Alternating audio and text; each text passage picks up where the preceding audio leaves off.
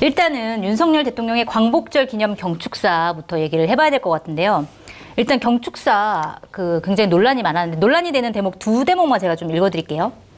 공산 전체주의 세력은 늘 민주주의 운동가, 인권 운동가, 진보주의 행동가로 위장하고 허위 선동과 야비하고 필연적인 공작을 일삼아왔다. 라는 대목이 굉장히 논란이었고 또 공산 전체주의 세력, 그 맹종 세력, 추종 세력들에게 굴복해서는 안 된다. 라고 얘기를 했는데 이제 국민의힘과 민주당의 평가가 좀 갈립니다. 국민의힘은 반국가 세력에 대응하겠다는 단호한 의지다라고 평가를 했고 민주당은 극우 유튜버의 독백이다라고 비난을 했는데 두 분이 어떻게 평가하는지 좀 궁금해요. 일단 장기배님. 대통령이 경축사라는 거는 1년에 2번이에요. 3.1절 네. 하고 이제 8.15. 근데 경축사에는 좀 걸맞지 않은 단어들과 문장들이었다라고 볼 수밖에 없죠. 네.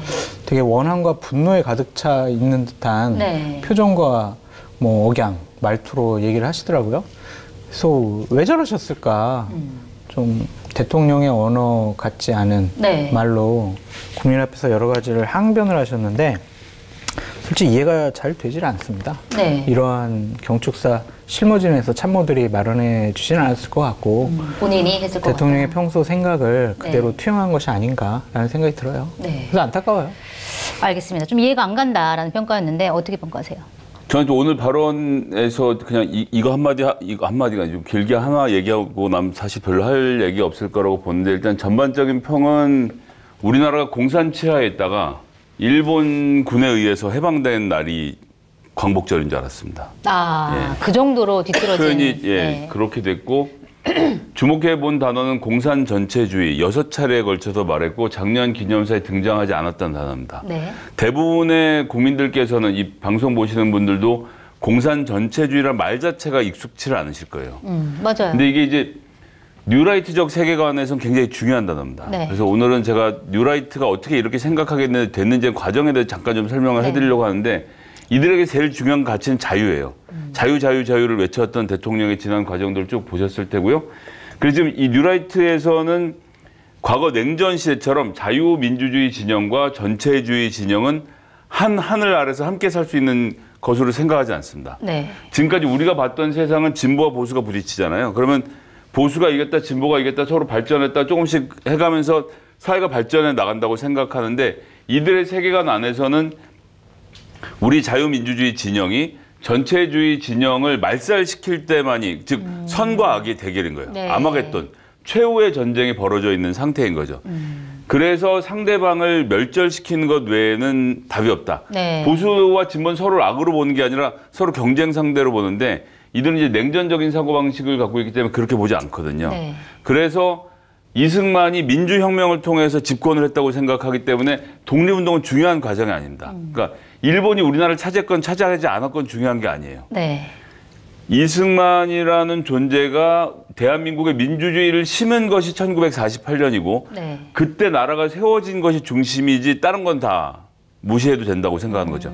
거기서 민주혁명이 일어났고 그다음에 산업혁명이 박정희 대통령에 의해서 일어났고 네. 최종적인 통일혁명의 순간에 지금 우리가 와 있는 상태로 이 문제를 이해하는 겁니다. 그래서 공산 전체주의 세력은 북한을 얘기하는 거고 이번에 통일부 장관 임명 과정을 쭉 보셨겠지만 북한을 멸망시켜야 될 대상으로 없애버리고 우리가 흡수 통일을 해야 될 대상으로 우리가 왜 저렇게 보냐 했지만 뉴라이트적 세계관 안에서 이게 맞는 거예요. 왜냐하면 네. 그들과 공존하는 게 아니라 그들을 멸망시켜서 흡수하는 것 외엔 답이 없다고 보는 이 대결적인 세계관 구도 안에 들어와 있어서 대통령은 지금 현재 그런 중에 난파 간첩들이 들어와서 주사파들이 난파 간첩들이 지금 사회 곳곳에서 암약하고 있고 이들을 싹 뽑아내어서 멸절시켰을 때 네. 진정한 자유민주주의가 꼽힌다라고 생각하는 세계관을 그대로 투영하는 연설이었습니다. 아니 근데 그러면 대통령이 생각하는 그 공산 전체주의 세력들을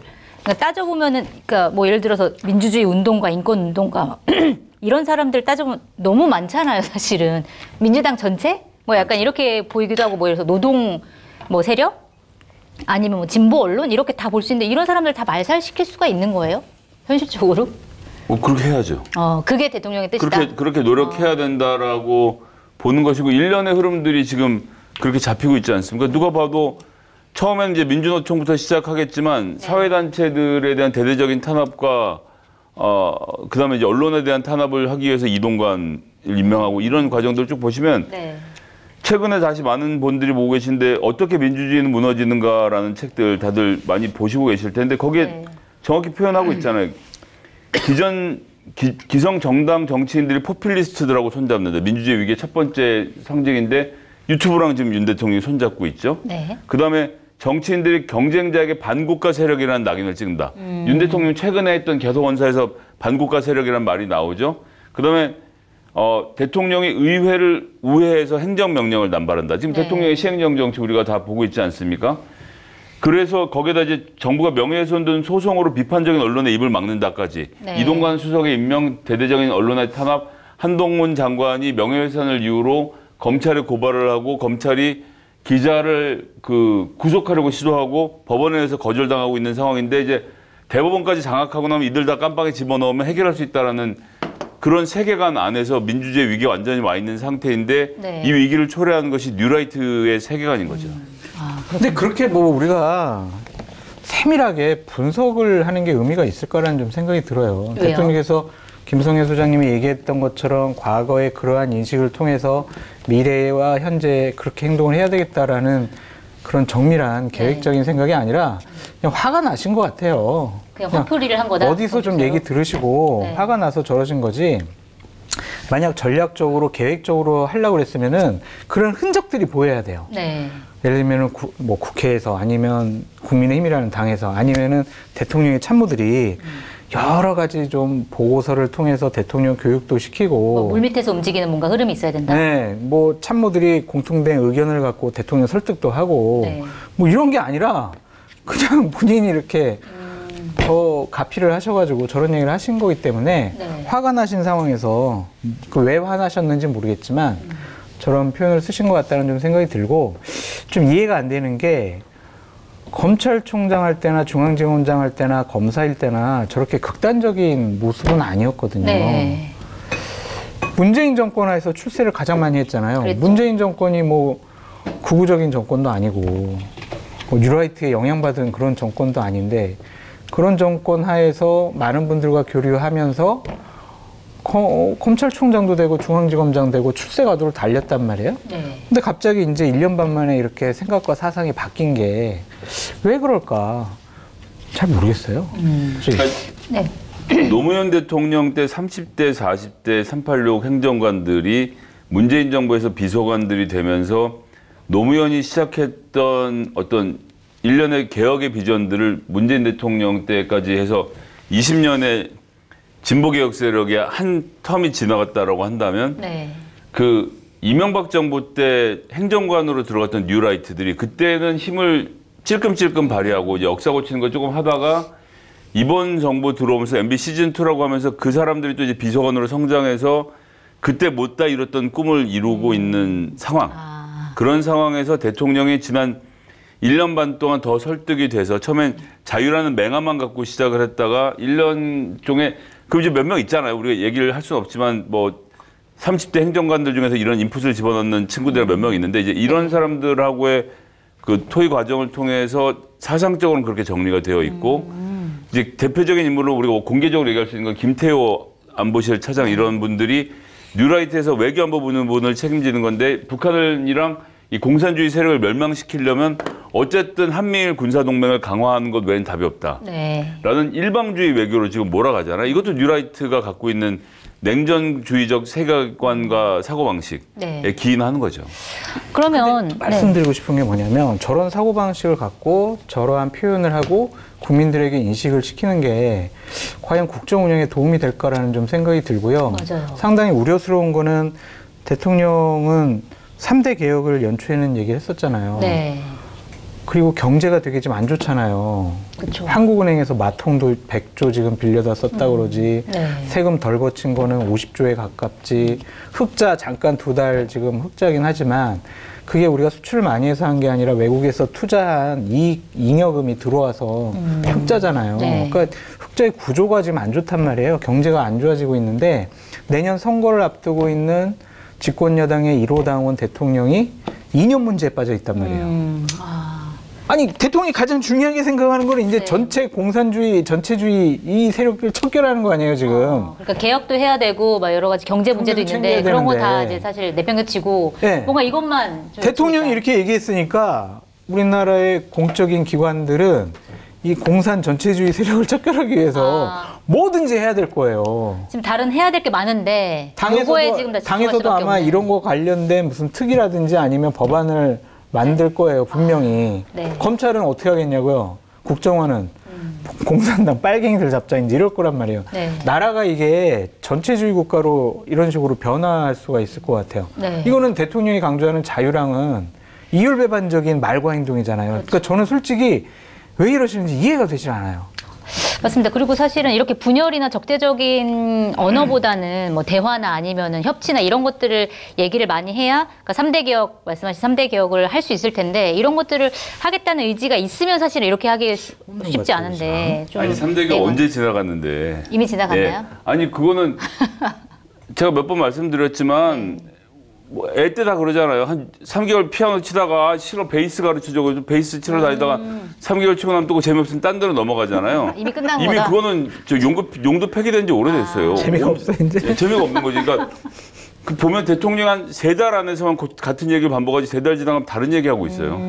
돌아가는 법이 없고 그다음에 이번 8.15 경축사에서 가장 사실 아까 전에 이념적인 부분에 대해 설명을 드렸는데 가장 충격적인 부분은 뭐냐면 뒤에 뭘 개혁할까에 대한 과제에 대한 부분인데 네. 여러분 곰곰이 읽어보시면요. 그 뒤에서 뭐가 충격적이냐면 광고랑 광고 효과를 봐야 될 거 아닙니까? 그러니까 한겨레 TV가 계속 유지가 됐으면 좋겠다라고 생각하시는 분들은 알람을 한번 누르면 아, 이 효과가 있네. 수식어가 필요 없는 댄서 파핀 현준부터 최고의 낙찰가 이사라 작가까지 핫한 작가들이 한 곳에 모입니다. 와디즈에서 토큰 몬스터를 검색하시면 지금 바로 알림 신청이 가능합니다. 아까 전에 이념적인 부분에 대해 설명을 드렸는데 가장 충격적인 부분은 뭐냐면 뒤에 뭘 개혁할까에 대한 과제에 대한 부분인데 네. 여러분 곰곰이 읽어보시면요. 그 뒤에서 뭐가 충격적이냐면 거기 나오던 모든 예가 지난달하고 이번 달에 벌어진 일들이에요. 그러니까 1년이나 최소한 대통령의 8.15 경축사라고 하면 5년, 10년 정도 미래를 내다보고 얘기를 해야 되는데 네. 지난달이랑 이번 달에 또 뭐 건설 노조를 잘 때려잡았다느니 무슨 학생들 교육개혁을 위해서 무슨 사교육을 때려잡고 있다니 이런 얘기들을 다른 데도 아니고 8.15 경축사 얘기하는 거잖아요. 그거 이상 세계관이 확장이 안 되는 거예요. 그 전달에 했던 교육개혁은 이미 다 까먹은 거지. 네. 근데 문제는 더 큰 문제는 참모의 보좌 기능이 완전히 마비됐다? 네. 아니면 기능이 없어졌다? 아니면 원래 그 기능 자체가 없었나? 그런 이런 생각이 경축사가 들어요. 나오지 못했을 텐데 제대로 기능이 아니 이런 발휘됐으면. 경축사를 어떤 제정신이 박힌 참모라면 네. 8.15 경축사에 이런 얘기를 쓰겠냐고요. 그게 좀 좋아요. 약간 그러면은 딴 걸 올렸는데 대통령이 가피를 했어. 네. 그러면 그거를 또 비서실장이나 참모들 모여서 한번 숙독을 할 거 아니에요. 아, 이거는 좀 곤란한데요. 안 될 것 같은데요. 이런 얘기를 못하는 분위기잖아요. 네. 대통령이 전지전능한 항상 옳은 판단만 하는 신은 아니잖아요. 네. 그러면 여러 가지 중요한 국가적인 정책 결정 과정 중에서 오류가 있을 거란 말이에요. 그럼 집단지성으로 오류를 바로잡아야 되는데 그렇죠. 자칫 잘못하면 대통령이 한마디 하면 이거 그냥 고하는 분위기란 말이에요. 직진 앞으로. 네. 그럼 만약에 이게 그냥 이념 문제고 경제 문제고 사회의 어떤 문제라면 네. 수정할 수 있는 기간이 있는데 만약에 안보상, 외교상, 군사적인 큰 위험이 왔어. 대통령이 그냥 기분에 따라서 어떤 결정을 해. 참모들은 아무런 뭐 조언이나 뭐 수정할 수 있는 그런 조언 같은 걸 못 해요. 네. 이거 어떻게 해요? 그러니까 앞으로가 더 문제인 것 같다는 생각이 들어요. 김대중 대통령 1998년 8.15 경축사 내용 보면요. 그때 네. 정당 명부식 비례대표제를 도입해서 민주주의를 살리겠다. 지방경찰제도 실현하겠다. 정부 규제 완화하겠다. 정보와 첨단 기술을 중심으로 지식기반 산업국가를 건설하겠다. 창조적 지식과 정보 중심의 지식기반 국가로 바꿔야 된다. 문화산업을 획기적으로 발전시켜야 된다. 그러니까 통일이랑 외교적인 빼고도 보면 네. 실제로 그렇게 됐잖아요. 20년 동안 그 방향, 그러니까 보수고 진보고 어길 수 없는 방향을 제시하고 그 방향으로 일이 진행이 됐거든요. 네. 근데 윤 대통령의 8.15 경축사에 그런 내용이 있나요? 그냥 당장 눈앞에 있는 적을 말살하는 방법에 대해서는 얘기하고 있는 거예요. 네. 그래서 이제 개정 제시도 없었다. 가장 무능한 정권이 국정을 운영하기 위해서 수단과 방법을 유일하게 하나 가져오는 게 있어요. 하여튼 적대 세력. 적대 세력을 나쁜 만들어서. 놈, 낙인 찍기. 네. 그게 이제 민주당과 이재명 당대표에게 그게 이제 꽂혀 있는 것 같아요. 쟤들 때문에 안 돼. 네. 이런 생각이 있는 것 같은데 이게 맞나? 진짜 도저히 잘 모르겠어요. 네, 알겠습니다. 이해가 안 돼요. 경축사에서 이제 그 부분 말고도 사실 또 논란이 됐었던 게 또 다른 대목이 있는데 일단은 8.15 경축사라는 거는 광복절이고 일본 압제로부터 우리나라가 벗어났다라는 그런 의미가 있어서 사실은 일본 정부를 향한 성찰 요구 이런 것들이 좀 빠지면 안 된다라는 그렇죠. 평가가 있었는데 맞아요. 이번에는 이제 그게 쏙 빠지고 다만 이제 일본은 우리와 보편적인 가치를 공유하고 공동의 이익을 추구하는 파트너다 이러면서 이제 한일 안보 협력 이런 것만 이제 강조를 했단 말이에요. 그래서 이런 거를 두고도 이제 비판이 좀 많이 나오고 있는데 요거는 좀 어떻게 보세요? 계속 말씀드리지만 뉴라이트적 세계관 안에서는 북한 전체주의는 멸망시켜야 되는 대상입니다. 다른 선택의 여지가 없어요. 네. 그 북한을 멸망시키기 위해서는 일본의 힘이 필요합니다. 근데 그것보다 먼저 저 북한 전체주의 국가가 대한민국을 공격해서 멸망시키려고 하고 있어요. 네. 그것이 3.1절 경축사에서 그 생각이 다 드러나 있습니다. 100년 전에 우리 선조들이 국제정세를 제대로 읽지 못하고 판단 못해서 큰 어려움을 겪었는데 대통령 과감하게 지금이 같은 위기다라고 얘기하잖아요. 일제 먹히는 위기만큼 지금의 위기 상황이라고 인식하고 있는 겁니다. 네. 무슨 위기냐면 북한으로부터 침략받아서 우리가 망하는 것이 대통령 머릿속에 인이 박혀 있어요. 그럼 그러니까 대통령 입장에 생각해 보면 내가 이 대한민국을 구하기 위해서는 북한을 물리쳐야 되는데 어떻게 하지? 일본이랑 손을 잡아야 되겠구나. 미국이 도와주는데 미국은 일본한테 도움을 청하라고 하는구나. 네. 미국이 하는 얘기는 미안해 의진 우리가 못 도와주고 인도 태평양 전략이라는 게 생겼으니까 일본의 도움을 받아. 일본이 도와줄 거야.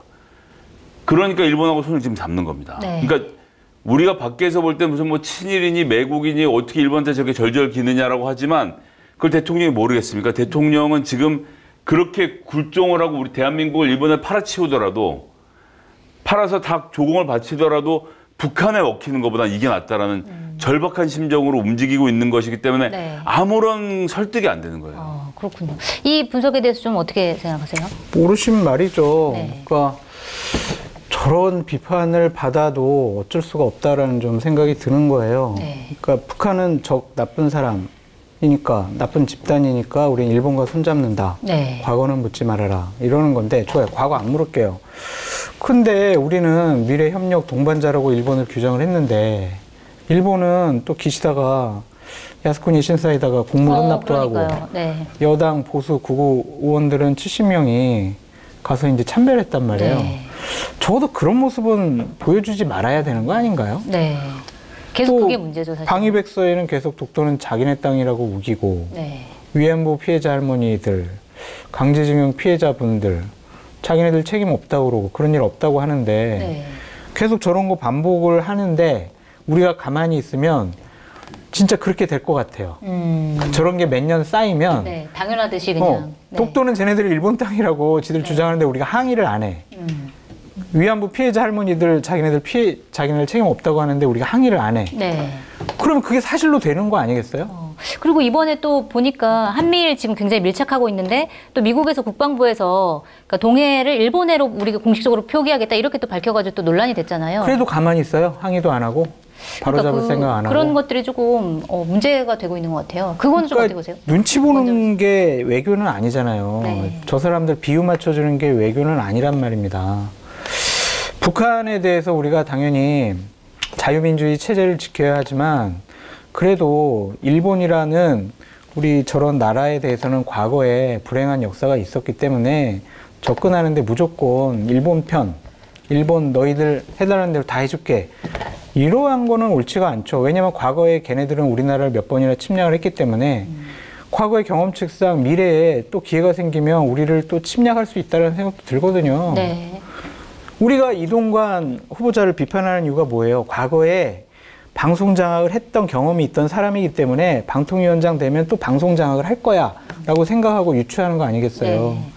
그래서 너무 일본에 경도된 저런 모습은 옳지 않은 것 같아요. 저는 문재인 정권 시절에도 북한과 중국에 경도된 네. 문재인 정권의 외교 정책에 대해서 비판을 상당히 했는데 과연 일방주의 외교 정책이 옳은 것이냐라는 것에 대해서는 다시 한번 생각해 봤으면 좋겠는데 말 안 들을 것 같아요. 입만 아프네. 자, 일본 문제 하나 예를 들어볼게요. 이번에 그 강제동원 피해자 이춘식 할아버지가 네. 그 법원의 공탁, 그러니까 이 돈 대신 받으세요라고 했던 거 불수리 했잖아요. 네, 나 안 받겠습니다라고 말한 거에 대해서 정부가 이의 신청을 하면서 했던 말인데 저는 읽으면서 잘 믿기지는 않습니다.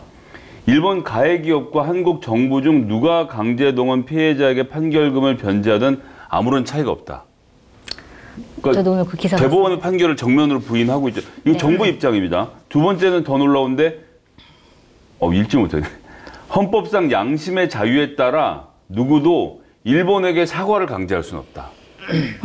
이게 지금 대한민국 정부가 대한민국 법원에 낸 해명서예요. 네. 지금 법무부가 이렇게 움직이고 있습니다.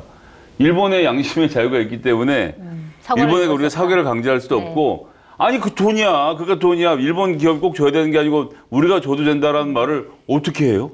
돈만 받으면 되는 거 아니야? 같은 돈 그치? 아니야? 뭐 이렇게 얘기를 하는 그런 얘기를 그러니까 이건 대법원의 판결을 부정하는 거잖아요. 그러니까 대통령이 대법원이 판결했어? 아니지. 야 재단이 주면 돼. 하고 지금 자기 마음대로 X표를 긋고 있는 거 아닙니까? 네. 검사이긴 했지만 법을 이렇게까지 안 지킬 줄은 정말. 예.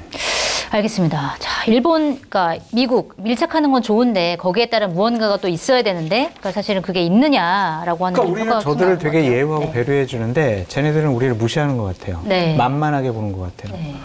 그런 부분도 좀 윤석열 대통령이 생각을 좀 해야 되는 거 아닌가라는 생각이 들고.